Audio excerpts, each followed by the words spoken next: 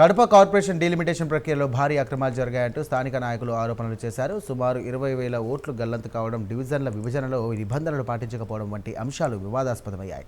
అవినీతి ఆరోపణలు ఎదుర్కొంటున్న అధికారికి కీలక బాధ్యతలు అప్పగించడంపై విమర్శలు వ్యక్తమవుతున్నాయి. ఇక డీలిమిటేషన్ ప్రక్రియపై నిష్పక్ష విచారణ జరపాలంటూ కూడా ప్రజలు, రాజకీయ వర్గాలు కూడా డిమాండ్ చేస్తున్నాయి. కార్పొరేషన్లో అధికారులు ప్రకటించినటువంటి డీలిమిటేషన్ విషయమై 135 అభ్యంతరాలు రావడం చూస్తే గనక అధికారుల పనితీరు ఏందో అర్థమవుతుంది. డీలిమిటేషన్ ప్రక్రియలో వాళ్ళు ప్రకటించినటువంటి మ్యాపులకు, ఆ మ్యాపుల్లో ఉన్నటువంటి ప్లేస్కు డోర్ నెంబర్లకు సంబంధం లేదు. డోర్ నెంబర్లకు ఏరియాకు సంబంధం లేదు. అంటే ఒకదాంతో ఒకటి పొందన ఉండదు. తర్వాత ప్రభుత్వ నిబంధన ఏది పాటించలేదు. దేవుని గడపలో ప్రారంభమయ్యి పాలెంపల్లెలో ఎండ్ కావాలి క్లాక్ వైజ్ డైరెక్షన్లో. సో దేవుని గడపకు ప్రారంభమై ఎండ్ కావాల్సిన చోట అవి రెండు కలిపేశారు.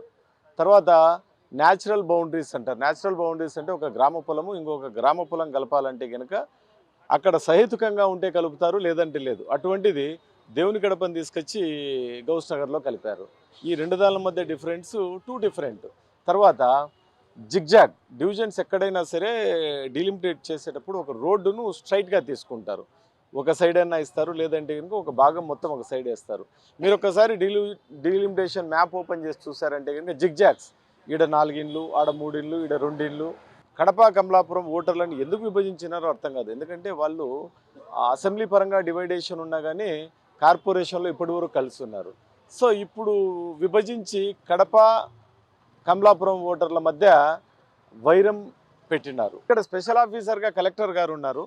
ఆయన ఏలుబడిలోనే అధికారులు ఈ విధంగా ప్రవర్తిస్తున్నారంటే చాలా ఆశ్చర్యంగా ఉంది. కడప కార్పొరేషన్ అధికారి ఉన్నారో ఆ అధికారి ప్రజల సూచనలు, సలహాలు, మాజీ కార్పొరేటర్ సలహాలు, ఇప్పుడు పోటీ చేయబోతున్న ఎవరైతే అభ్యర్థులు ఉన్నారో వాళ్ళ సలహాలు ఎవరిది తీసుకోకుండా, దీంట్లో ఎటువంటి పారదర్శకత లేకుండా ఆయన కేవలం మరి కడప ఎమ్మెల్యే గారు ఈ ప్రమేయం ఉందో లేదో మాకు తెలియదు, కానీ వాళ్ళు ఇష్టం వచ్చినట్టుగా వాళ్ళకి ఎటువంటి వార్డులు కావాలో, ఎటువంటి వీధులు కావాలో వాళ్ళ ఇష్టం వచ్చినట్టుగా ఈరోజు చేయడం జరిగింది.